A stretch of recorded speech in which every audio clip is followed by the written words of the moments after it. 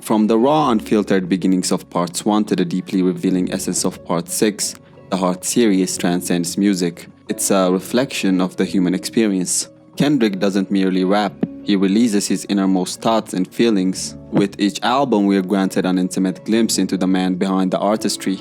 Though it may not be included in the album, it holds immense significance. Welcome to the Heart series, where Kendrick lays his bare soul, ready to transform the world, one powerful verse at a time. In April 2010, at just 22 years old, he dropped a track that would set the stage for one of hip-hop's most incredible discographies. This track came at a crucial point for Kendrick. It was recorded after his self-titled EP in 2009, but before Overly Dedicated dropped later that year. You could really hear that hunger in his voice. This was a guy on the brink of something huge. Directed by DJ Dave, the music video showcases Kendrick hanging out in various locations across Los Angeles with his Black Hippie crew, which includes fellow artists like Schoolboy Q and Absol, giving viewers a glimpse into this vibe that they're building something important from scratch. The production is masterclass in sampling. Bilal sometimes lays down a haunting soulful vibe that reflects Kendrick's deep craving for greatness. Plus, Mos Def's Umi Says adds a spiritual jazz feel. Together, they create a sound that feels introspective yet urgent. Kendrick's flow on this track feels familiar. It reminds me a bit of Eminem's Bitophobia, one of his early underground cuts. But if you dig deeper, you'll find a West Coast swing that's all Kendrick. This isn't about copying, it's more like an early stage of him innovating his style. He introduces himself as just a little Compton nigga, right away establishing his roots and aspirations to reach the heights of rap legends. Until I see Big Pac, see pun, but this ain't easy. Cleverly employing a pun with the word easy, directly referencing the late Compton rapper Eazy-E, while also acknowledging the impact of other fallen legends from the 90s rap scene. Continuing with this theme, he delivers the line, "I can't take a big L, my city needs me, I gotta win," where the L metaphorically stands for a loss, but it's got a double meaning. He's acknowledging the pain of loss and referencing Big L, the legendary Harlem rapper who was murdered in '99. It's not just about his own success. Kendrick sees himself as a voice for Compton, carrying his city's hopes. I was at the double XL, just trying to excel, networking. Meanwhile, my stomach turning, wanted to be a part of it, catering to my audience. This section discusses a crucial moment when Kendrick, eager to leave his mark, participated in an all-day shoot for the 2010 XXL freshman issue alongside J-Rock, who was prominently featured on the cover. Thinking on his feet, Kendrick saw an opening and joked with the XXL staff, saying, "J. Cole running late, if he don't show up, think I can take his place?" Ladies start laughing, no pun intended, I ain't being sarcastic. They laughed it off, not realizing he was dead serious. The truth is, even if Cole hadn't made it, XXL would have photoshopped them in later.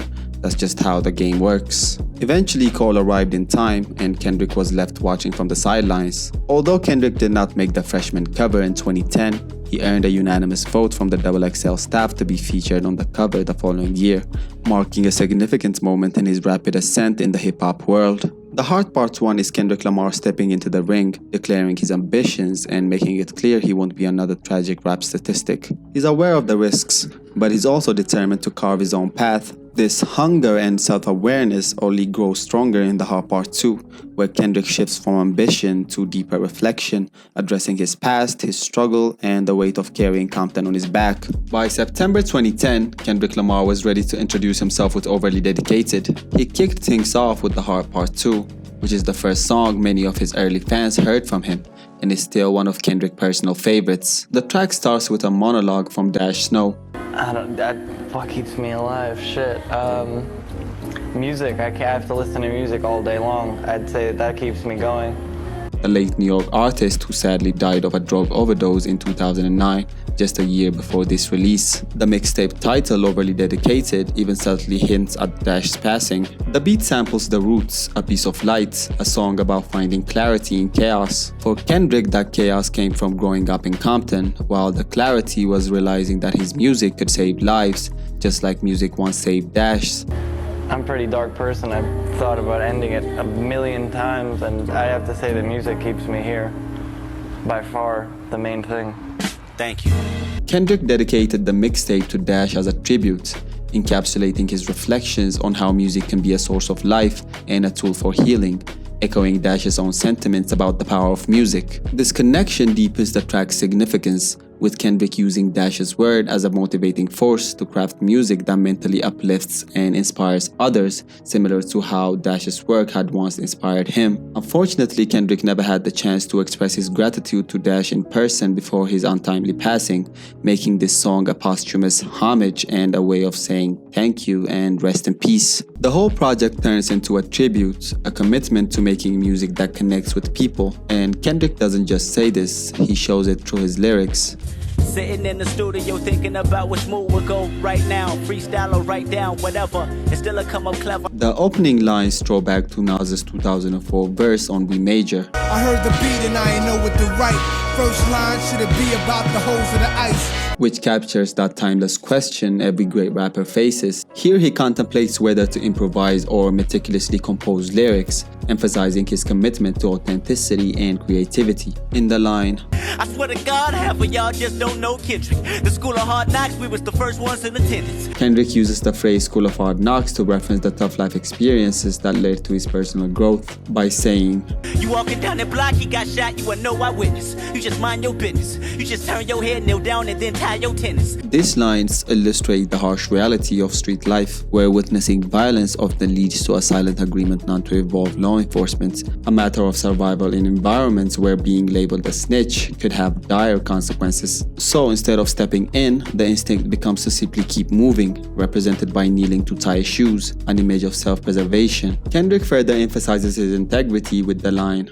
And if I wreck and if I break, I still won't break my promise. I promise to keep it honest. Regardless of whether his music achieves commercial success, Kendrick vows to remain true to himself, rejecting the notion of trading honesty for fame. This recurring theme of staying authentic resonates throughout his work. In these lines, How splendid, I guess my project had did it. Got all these niggas approaching they mixtape different. his self-titled EP stood out for featuring 15 tracks, an ambitious length more characteristic of an album than an extended play. This extensive track list challenged the norm in rap, inspiring other artists to rethink their projects and approach towards storytelling in their music. They said 7 tracks, I said 15. Called it an EP, they said I'm tripping. He reveals capturing the skepticism from industry peers who doubted his choice to exceed expectations. By pushing boundaries, he not only showcased his work ethic, but also set a new standard for aspiring artists in the genre. Lives and look, the mastermind took the mastermind, just the perfect time, just the mastermind, just the master ground with precision. Look, the mastermind took the...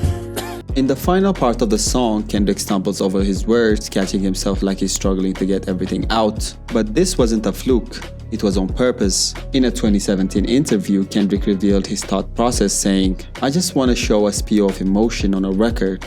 I don't care how long these bars are, but people are literally gonna have to feel me. His aim is to create a deep emotional connection with listeners, prioritizing substance over superficial cleverness. This slight stumble in his delivery toward the end of the track adds a raw human touch, capturing the intensity of his passion and the sincerity in his artistry. The track wraps up with an outro from Alori Joe. We would like to call this an appreciation tape for those who recognize the Kendrick Lamar EP, but this is a Kendrick Lamar OD. A longtime collaborator who sadly passed away in 2012. Her voice adds a sense of closure, making it feel like this song is both an ending and a fresh start. Compared to The Heart Part 1, this song is heavier and more intense. Kendrick isn't just introducing himself anymore, he's setting the stage for what's next. He's not just hungry, he's dedicated, and he's showing that his music means more than just himself. In October 2012, Kendrick Lamar released The Heart Part 3, a highly anticipated follow-up to Part 2 that arrived 2 years later. By this time, he had firmly established himself as a major international figure in the rap scene. This installment features 5 intricate verses, with fellow Black Hippie members Ab-Soul and J-Rock contributing their own verses. The track samples Willie Hutch Smothers' theme from the Mac soundtrack, maintaining the soulful, introspective tone of previous installments. Kendrick starts off with an impactful line, When the whole world see you as Pac reincarnated, immediately setting the tone for a reflective piece where he grapples with the significant expectations placed upon him. Following a pivotal moment in August 2011 when the iconic West Coast figures Snoop Dogg and Dr. Dre publicly acknowledged him, Kendrick found himself dubbed the next Tupac. This comparison, while flattering, carries immense pressure, and he expresses feelings of entrapment, even contemplating extreme actions like Find the tallest building in Vegas and jump off it. jumping off building as a metaphorical escape from those burdens. Throughout the song, Kendrick wrestles with his newfound fame, his responsibilities to his city, and his role in shaping the next generation of Compton artists. But I can never rewrite history in the coffin. So I'm talking to God, can you wash all these demons off me? This line reveals his struggle with inner demons, asks for divine support to navigate his turbulent journey, fearing the consequences of success that have claimed the lives of many artists before him. Thinking how can I make an example for this generation of Compton? Kendrick also emphasizes his role as a mentor for the upcoming generation in Compton, spearheading efforts to uplift his community despite the overwhelming pressures and aspiration resting on his shoulders. The song also serves as a reflection on his journey and the tight-knit community of TDE. He acknowledges his team Now Punch is my mentor, Top Dog is the coach, J-Rock is my older brother. and highlights their struggles before success. We eating off each other, trade the dollar menu amount. In this line, when he pronounces menu like me and you, it's a clever nod to their collective journey and unity. And if they said that I'm the one, why you asking me, nigga? In these lines, he challenges the contradiction. He's already been declared the one, yet people still question him, adding to the stress. The weight of being viewed as Tupac reincarnated is so intense that it drives him to seek comfort in scripture. Cause when the whole world see you as Pac, reincarnated enough pressure to make you just open the book of David and pray to God that you make it. There's no official book of David in the Bible, but Kendrick could be referencing the book of Psalms, written largely by King David. Alternatively, this could be a nod to DJ Quick's album, The Book of David, reinforcing the West Coast legacy he's trying to uphold. The third verse marks a pivotal moment, where Kendrick steps into his role as the leader of the new West Coast era. Whoever thought that Rosenberg would mention me to Drake? He recalls how Paul Rosenberg, Eminem's manager, introduced his music to Dr. Dre, a move that solidified his path. With the responsibility now in his hands, he makes a bold declaration. I put my life in these 12 songs, my fight in these 12 songs. This is a direct reference to Good Kid, Mad City, which contains 12 tracks, excluding bonus songs. Kendrick frames the album as his ultimate contribution to hip-hop, a defining moment that will either cement his legacy or fade into obscurity. As he wraps up, he throws out a tough question. When you let hip-hop die on October 22nd. This date marked the release of Good Kid, Mad City, making this line both a challenge and a plea.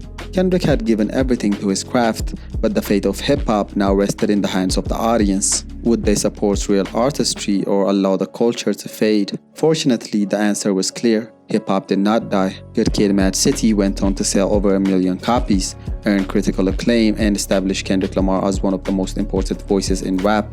The album's success proved that authentic storytelling and deep lyricism still had a place in the mainstream. As the final installment before The Heart Part 4, this track captured a crucial moment in Kendrick's rise, a moment of uncertainty, pressure, and ultimately triumph. Transitioning from The Heart Part 3, where Kendrick reflects on his journey and the weight of his artistry, The Heart Part 4 shifts gears dramatically. Kendrick delivers a prophecy, a warning, and a challenge to his peers, all while riding 4 different beat switches.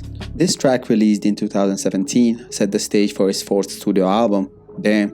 And now, in hindsight, it reveals itself as a blueprint for one of the most calculated and devastating rap feuds in history. The background sounds at the beginning of The Heart Part 4 pop again on Damn, especially in Pride. This song also weaves in beats from Fear and Element, reinforcing its role as a setup for the album. One standout moment in this track is Kendrick's nod to James Brown's 1974 song, Don't Tell a Lie About Me and I Won't Tell the Truth on You. Just the title sets the tone.